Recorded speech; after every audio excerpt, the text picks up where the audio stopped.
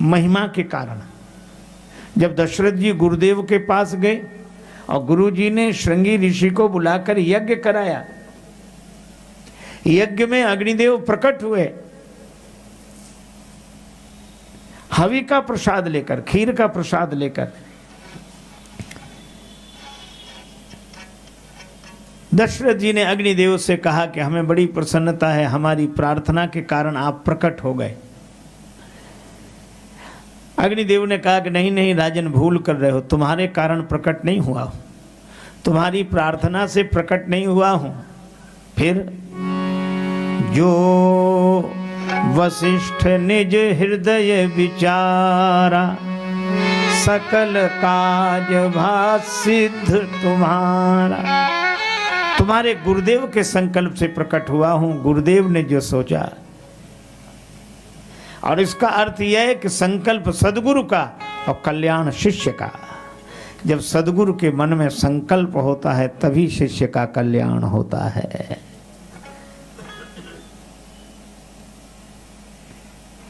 इस हवि का वितरण करो, खीर का वितरण करो। अच्छा देखो कितना बढ़िया, खीर से भगवान प्रकट हुए। अच्छा खीर में कई चीजें मिलती हैं, पर 3 चीजें प्रमुख रूप से मिलती हैं, दूध, चावल और चीनी। अच्छा वैसे भी देखो ये तीनों ही चीजें सफेद हैं, शुद्ध सफेद। दूध भी सफेद, चावल भी सफेद, शर्करा भी श्वेत। और हमें लगता है ये तीनों चीजें वेदत्रय सिद्धांत का स्वरूप है। दूध माने ज्ञान, सार, संत हंस गुण गाहि पय परिहर बार विकार। संत सार को ग्रहण करते हैं, असार को छोड़ देते हैं, तो ज्ञान हुआ सार, अर्थात शुद्ध दूध। पर दूध ऐसा नहीं जैसे एक आदमी दूध खरीदने के लिए घर में बैठा था, तब तक दूध बेचने वाला आया।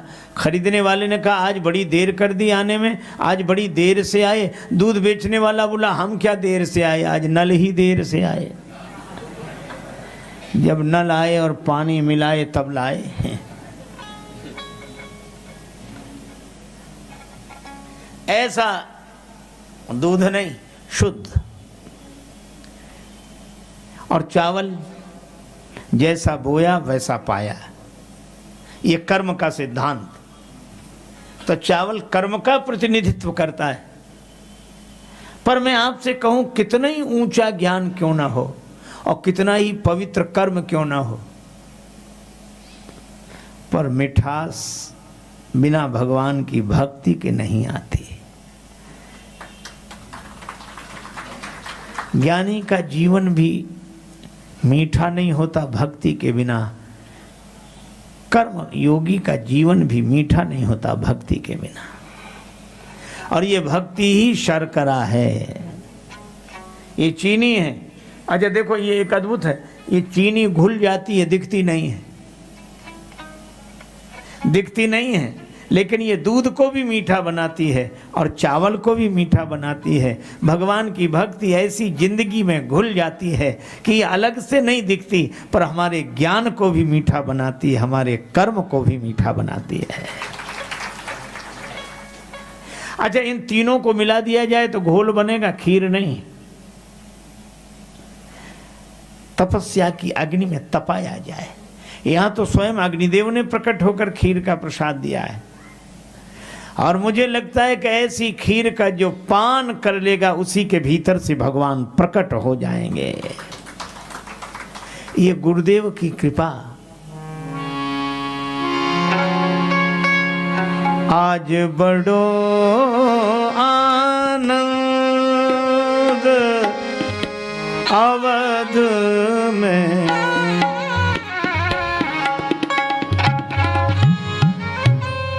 अवध में आज बड़ो आनंद अवध में आज बड़ो आनंद। भाइन सहित भवन भूपति के प्रगटे रघुकुल चंद। अवध में आज बड़ो आनंद। अवध में आज बड़ो आनंद। जनराजेश सदगुरु की दाया। जनराजेश सदगुरु की दाया। मिटे सकल दुख द्वंद।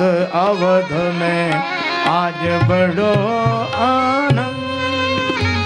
अवध में आज बड़ो आनंद। अवध में आज बड़ो आनंद। बड़ो आनंद आनंद आनंद आनंद आनंद आनंद। गुरुदेव की कृपा। अच्छा देखो, रामचरितमानस में दशरथ जी को भगवान तब मिले जब वे गुरुदेव भगवान के द्वार पर गए। अच्छा एक बात और बताएं, जब कोई सदगुरु का सम्मान करता है तो भगवान उसके जीवन में आ जाते हैं, और जब कोई गुरुदेव का ध्यान न रखे, उनकी उपेक्षा करे, तो भगवान दूर चले जाते हैं। श्री दशरथ जी ने एक बार वशिष्ठ जी को बुलाया, उनके पास गए नहीं। तब नरनाह वशिष्ठ बुलाए, और यह भी नहीं कि गुरुदेव पधारो, जरूरी काम है, ऐसे नहीं। नरनाह का अर्थ हुआ मनुष्यों के राजा ने। किसे बुलाया? गुरु जी को नहीं, वशिष्ठ बुलाए।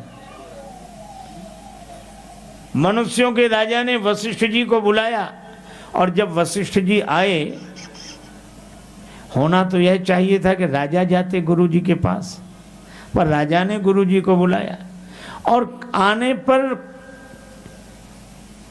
अपनी भूल का अनुभव नहीं किया कि उनको बिठाते, चरणों में प्रणाम करते ना, राम धाम सिखदे न पठाए। गुरु जी आकर खड़े हुए, दशरथ जी बोले आप राम जी के पास चले जाओ, उन्हें समझा दो, उपदेश कर दो। गुरु जी चले गए, क्योंकि गुरु अपनी दृष्टि में गुरु नहीं है। शिष्य लघु बनाए तो लघु, गुरु बनाए तो गुरु। उनका अपना कोई अहंकार है ही नहीं। यद्यपि राम जी ने बात संभाली, सेवक सदन स्वामी आगमनु, ये बड़ी कृपा की बात है, लेकिन मुझे वहीं बुला लिया होता। तदपि बोल जन बोल सप्रीति, सिखइये नाथ कहाई अस नीति। तदप उचित जन बोल सप्रीति, सिखइये नाथ कहाई अस नीति। मुझे वहीं बुला लिया होता। राम जी से गुरु जी ने कहा, कस न राम तुम राखो नीति। हे राम, तुम नीति का ध्यान क्यों नहीं रखोगे? लेकिन अब मैं तुमसे एक बात कहता हूँ, राम करो सब संयम आजू, जो विधि कुशल निभाहे काजू। अगर विधाता कुशलता से ये काम हो जाने दें तो उनकी बड़ी कृपा है। लगता नहीं है कि काम पूरा होगा, गुरु जी ने कह दिया। और दूसरे दिन राम जी वनवास चले गए। माता पार्वती जी ने शंकर जी से पूछा, राज तजासो दूषण काहि, ये कौन सा दोष था जिसके कारण भगवान राज्य छोड़कर चले गए? तब तुलसीदास जी यही कहेंगे, गुरु अवमान दोष। जब गुरु जी को कोई बुलाता है तो भगवान दूर चले जाते हैं, और जब गुरु जी के पास कोई जाता है तो भगवान उसके घर आ जाते हैं। ये गुरुदेव की महिमा है। इसीलिए गुरु से भगवान मांगो। राम मिलावनहार परम गुरु हे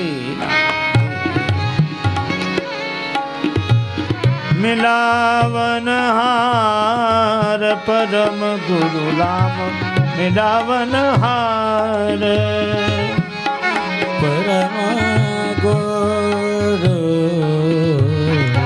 राम मिलावनहार हरे राम मिलावन हार राम मिलावन हार परम गुरु राम मिलावन हार परम गुरु राम मिलावनहार मिलावन हार परम गुरु राम मिलावन हार मिलावन हार मिलावन हार राम जी से मिलाने वाले गुरु जी। तो तुलसीदास जी महाराज ने श्री हनुमान जी से भी कहा राम जी मिला दो।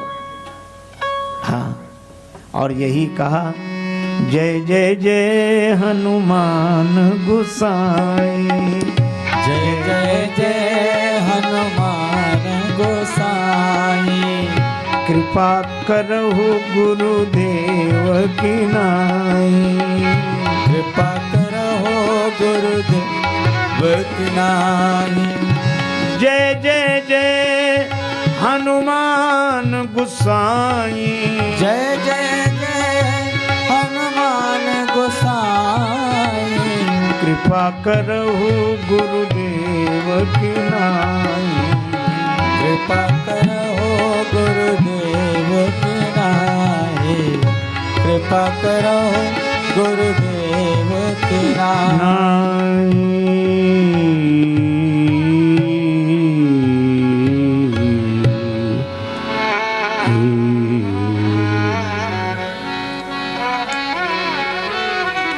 राम जी से मिला दो। श्री हनुमान जी ने काशी में श्री तुलसीदास जी से कहा राम जी से मिलना है तो चित्रकूट चलो।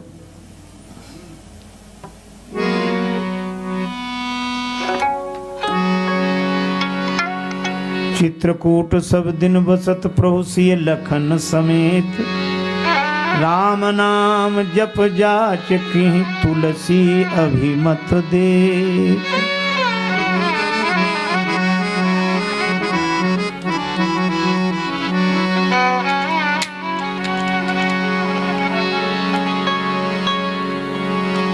अब चित चेत चित्रकूट ही चलो अब चित चेत चित्रकूट ही चलो अब चित चेत चित्रकूट ही चलो अब चित चेत चित्रकूट ही चलो अब चित चित चेत चित्रकूट ही चलो अब चित चेत चित्रकूट ही चलो भूमि बिलोक राम पद अंकित भूमि बिलोक राम पद अंकित बन बिलोक रघुवर बिहार थल बन बिलोक बिलोक रघुवर बिहार थल बन बिलोक रघुवर बिहार थल अब चित चेत चित्रकूट ही चलो अब चित चेत चित्रकूट ही चलो अब चित चेत चित्रकूट ही चलो श्री हनुमान जी ने कहा तुलसीदास जी से चित्रकूट चलो और तुलसीदास जी चित्रकूट आए। चित्रकूट की बड़ी महिमा है, बड़ी महिमा। बिछड़े हुए लोगों से भगवान चित्रकूट में ही मिलते हैं। अवधवासियों से अलग हुए तो चित्रकूट में ही मिले। भरत जी को चित्रकूट में ही मिले, अवधवासियों को चित्रकूट में ही मिले। अरे और तो और कैकेयी माता को भी चित्रकूट में ही मिले। भगवान से मिलन की भूमि चित्रकूट। और तुलसीदास जी कहते हैं कि हमारे लिए तो चित्रकूट ऐसा है, एक सांप और नेवले की लड़ाई देखी उन्होंने। नेवला सांप को और सांप नेवले को परस्पर लड़ाई में झपटते हैं। तो कभी कभी सांप नेवले को काट लेता है और नेवला दौड़ कर जाता है, कोई जंगली जड़ी जानता है, सूंघ कर आता है तो जहर उतर जाता है। और नेवला बोल ही नहीं पाता, बोलता तो बता देता कौन सी जड़ी है,